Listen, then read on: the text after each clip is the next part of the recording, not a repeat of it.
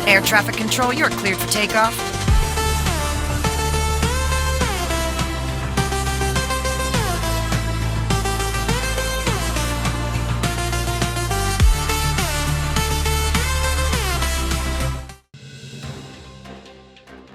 शेकापचा बालेकिल्ला म्हणून ओळखल्या जाणाऱ्या अलिबाग पंचायत समितीवर तब्बल 6 दशकांनंतर शिवसेनेचा भगवा फडकलाय. शहापूर गणातून निवडून आलेल्या भाग्यता नंदन पाटील यांची सभापतीपदी तर आवास गणातून निवडून आलेल्या प्रिया प्रमोद भगत यांची उपसभापतीपदी निवड जाहीर करण्यात आली. या पदांसाठी इतर कोणाचेही अर्ज न आल्याने दोघांची बिनविरोध निवड घोषित करण्यात आली. मानसी दळवी, दिलीप भोईर आणि राजा केणी यांनी त्यांचे अभिनंदन केलं. पंचायत समितीत शिंदे गटाचे 12 सदस्य असून शेकाप आणि भाजपाचा प्रत्येकी 1 सदस्य आहे. उरण पंचायत समितीच्या सभापती आणि उपसभापती पदांच्या निवडणुकीत महाविकास आघाडीनं पुन्हा एकदा बाजी मारली. बुधवारी झालेल्या निवडणुकीत शेकापचे ज्येष्ठ सदस्य महेश म्हात्रे यांची सभापतीपदी तर शिवसेना ठाकरे गटाचे सदस्य परेश ठाकूर यांची उपसभापतीपदी बिनविरोध निवड झाली. पंचायत समितीत शेकापकडे 4 तर उबाठा गटाकडे 3 सदस्य असल्याने ठरलेल्या सूत्रानुसार सभापतीपद शेकापकडे आणि उपसभापतीपद शिवसेनेकडे गेलं. विविध पक्षांच्या नेत्यांनी नवनिर्वाचित पदाधिकाऱ्यांचे अभिनंदन करून पुढील कार्यासाठी शुभेच्छा दिल्या.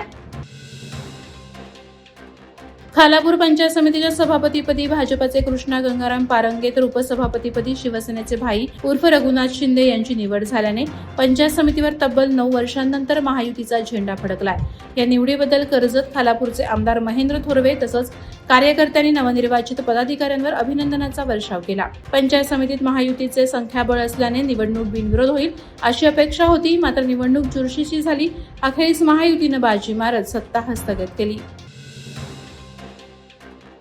माणगाव पंचायत समितीच्या सभापतीपदी पाटणूस गणातील पानसई गावचे शिवसेनेचे विलास यशवंत शिंदे यांची, तळाशेत गणातील इंदापूर येथील राष्ट्रवादी काँग्रेसच्या मनीषा संदेश मालोरे यांची उपसभापतीपदी बिनविरोध निवड करण्यात आली. या निवडीमुळे माणगाव पंचायत समितीवर महायुतीची सत्ता प्रस्थापित झाली आहे. निवड जाहीर होताच कार्यकर्त्यांनी शुभेच्छांचा वर्षाव केला आणि सभापती विलास शिंदे यांची वाजत गाजत मिरवणूक काढण्यात आली. मात्र उपसभापतीपद राष्ट्रवादीला दिल्याने काही नाराज शिवसेना कार्यकर्त्यांनी काढता पाय घेतला. मध्य पूर्वेतील तणावामुळे जागतिक व्यापार मार्गावर मोठा परिणाम झालाय. सध्या सुमारे 40 ते 45 हजार भारतीय कंटेनर विविध मार्गांवर अडकून पडल्याची माहिती आहे. काही कंटेनर समुद्र प्रवासातच थांबलेत तर काही आंतरराष्ट्रीय बंदरामध्ये रखडलेत. या कंटेनर्समध्ये 1 ते 1.5 अब्ज डॉलर्स किमतीचा माल असल्याने त्यांचं भवितव्य सध्या अधांतरी आहे. केंद्रीय जहाज मंत्रालयाच्या सूत्रांनुसार भारतीय माल घेऊन परदेशात जाण्याआधीच देशातील विविध बंदरांमध्ये सुमारे 20,000 जहाजही अडकून पडल्याने निर्यातदारांचं मोठं आर्थिक नुकसान होत आहे. प्लास्टिक प्रदूषणाला आळा घालण्यासाठी गो ग्रीन संस्थेने पनवेल तालुका पोलीस ठाण्यात बॉटल बिनची स्थापना केली आहे. संस्थापक भरत सोनी यांच्या संकल्पनेतून हा उपक्रम राबवण्यात आला. या बिनमध्ये प्लास्टिक बाटल्या आणि कचरा वेगळा जमा करून त्याची योग्य पद्धतीनं विल्हेवाट लावण्याची व्यवस्था करण्यात आली आहे. प्लास्टिक कचरा गोळा करणं, त्याचं विलगीकरण करून पुनर्वापरासाठी पाठवणं हा या उपक्रमामागील मुख्य उद्देश आहे. सार्वजनिक उद्याने, शैक्षणिक संस्था, आरोग्य केंद्रे, समुद्रकिनारे, पर्यटन स्थळे तसेच बस आणि रेल्वे स्थानकांसारख्या ठिकाणी हे बिन उपयुक्त ठरणार आहेत.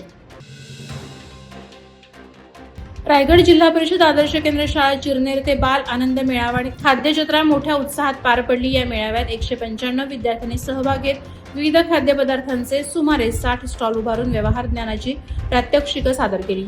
विद्यार्थ्यांनी स्वतः तयार केलेले पदार्थ विक्रीस ठेवत उद्योजकतेची झलक दाखवली.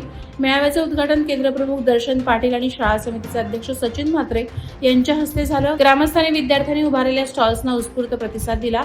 यावेळी खवय्यांची मोठी गर्दी शाळेत पाहायला मिळाली. वादळवारा लाईव्हसाठी न्यूज ब्युरो, रायगड. नवी मुंबई व रायगड जिल्ह्यातील ताज्या बातम्या आणि घडामोडींसाठी सबस्क्राईब करा वादळवारा लाईव्ह चॅनल आणि दाबा बेल आयकॉन.